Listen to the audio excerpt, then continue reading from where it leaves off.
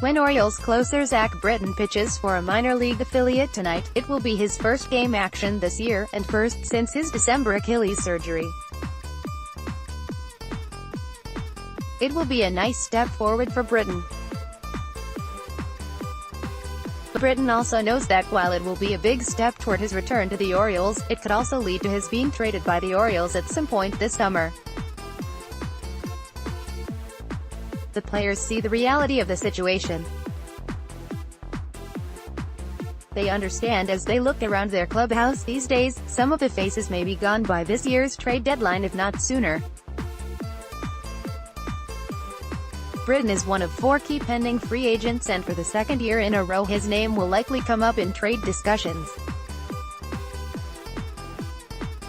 Last year we had a lot of experience with trade talks, Britton said. I think you realize that it is part of the situation we are in. We haven't played well and a lot of guys are free agents. You always want to be wanted by other teams, so it's not a bad thing that maybe teams are interested in acquiring you. But it's not for us to decide. It's for the organization to figure out what they want to do. Whatever they do, I've just got to get healthy and get back on the mound. And wait for the organization to kind of decide where they want to go. The better Britton pitches upon his return to the majors, the sooner he will show potential suitors he could help them via trade. I think just pitching well in general is my goal, and getting back to where I want to be. That is with the Orioles, that is where I'm at now. If it's with another team pitching well, later in the year, as competitors, we just want to play well, no matter where we are. You want to be helping a team. The Orioles are now 21 games under .500, 17-38, and 21 games out of first place. Even the most pessimistic fan or analyst probably could not have seen this team falling so far so fast in 2018. This is disappointing, Britton said. We had high expectations for ourselves coming into the year. A lot of us knew this could be our last chance to win with this organization, and we're pretty disappointed about where we are. The fact we have to deal with conversations about the trade deadline and so forth. Yeah, I mean, when you say the numbers and look at the standings, it's mind-boggling where we are. With the guys we have on paper and the track records, it's pretty much just unacceptable. That is probably the best word for it. And I think we know that. We know that we haven't lived up to the standards that we should. You try to figure out a way to turn it around right now, I guess.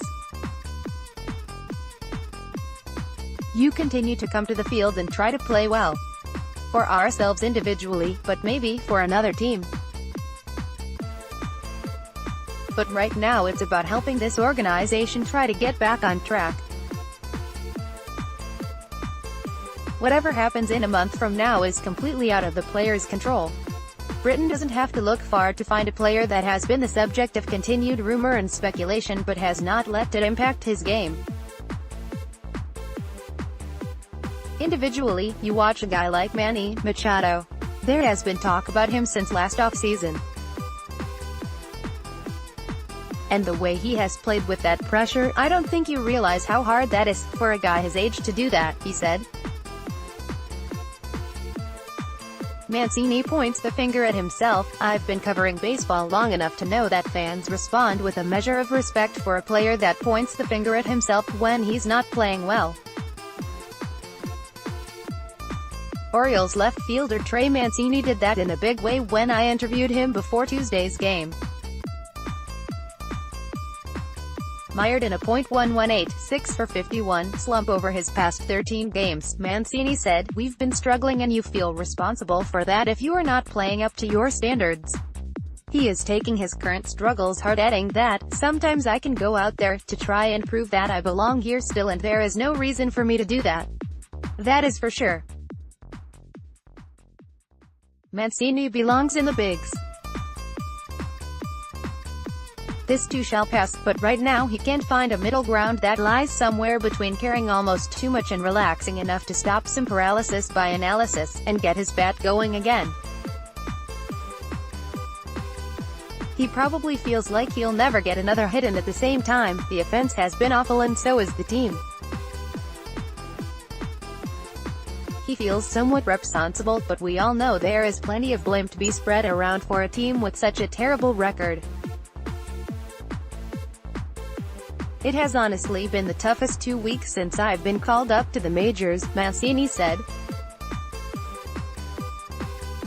The only time I can compare it to is the beginning of my time in Single-A, Frederick in 2015. I had a pretty rough time. It's just been tough. Baseball, when you are down and not going well, it can really keep beating you until you get yourself out of it somehow. I think I've almost been searching too hard. I think I'm over-analyzing. I'm up at the plate and thinking about what I need to be doing instead of just clearing my head and going up and hitting. Been trying to switch things up too much instead of just committing to an approach. It hasn't worked for me. Maybe getting a bit of a break by not starting last night gave Mancini time to step back, take a breath and realize he's not the only one coming up short here. To read more about the interview from Tuesday with Mancini, click here. Bundy's night. It didn't appear that Dylan Bundy had his pitches working last night close to the level he had in his 14-strikeout game last week in Chicago. But he scattered 11 hits, tying a career high, as he kept his team in the game last night. He allowed just 3 runs over 6 innings, recording a quality start, yet taking the 3-2 loss versus Washington. Bundy held the Nationals to 1 for 9 when batting with runners in scoring position. Center fielder Adam Jones said it was a veteran-like performance from Bundy to battle as he did and hold the runs down for Washington. At the end of the day you will give up hits, Jones said. It is what it is. Those guys get paid too. But when you can minimize that damage and still go out and get 6+ innings, that is when you get that maturation process. You see some of the big names in the game, no matter how they throw, they often wind up with 120 pitches. Once you get in that mode, that level, management will always be comfortable with you throwing 100+ pitches no matter the results. Tonight he scattered 11 hits against an offense that drives in a lot of runs. He did a hell of a job.